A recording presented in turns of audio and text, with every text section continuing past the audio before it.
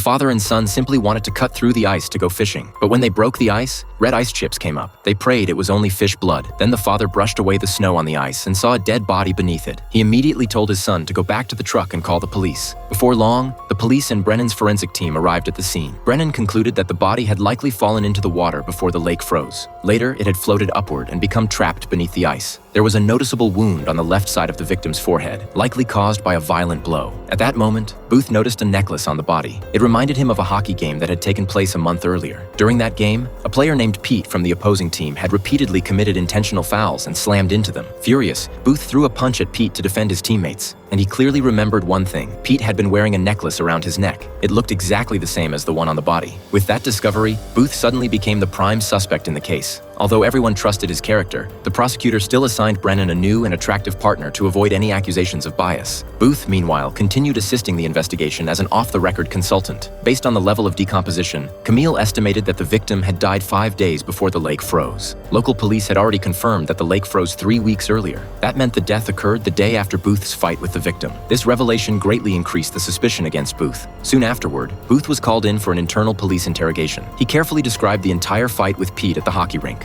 After the game ended, Brennan had personally driven him to the hospital. She had even stayed with him there for 2 full days without leaving. Because of that, Booth had a solid alibi and was officially cleared of suspicion. At the same time, back at the lab, an intern discovered an important clue. Both of the victim's kneecaps were broken. It looked as if they had been crushed by a large force pressing him down into a kneeling position. However, hockey players always wear knee pads during games, so injuries like that would normally be impossible. The intern also believed the fatal wound came from the victim's rib area being punctured. At first, they thought it might have been caused by a small caliber bullet. Strangely, however, there were no bullet fragments or marks inside the wound. Next, the team visited the house Pete had been renting. The landlord said Pete was a broke firefighter who still owed him $500 in rent. Pete was like a big kid completely obsessed with hockey. Because of that passion, the landlord had once given him a necklace shaped like a hockey puck. Booth quickly sensed there might have been something more between Pete and the landlord. But when Booth asked about it, the landlord firmly denied everything. Brennan looked around the messy apartment. Inside a cluttered fish tank, all the fish were floating belly up at the surface. A thick stack of unpaid bills also proved that Pete was indeed broke. Then they discovered a note on a cabinet. It read, "Albie, Thursday, 11 p.m.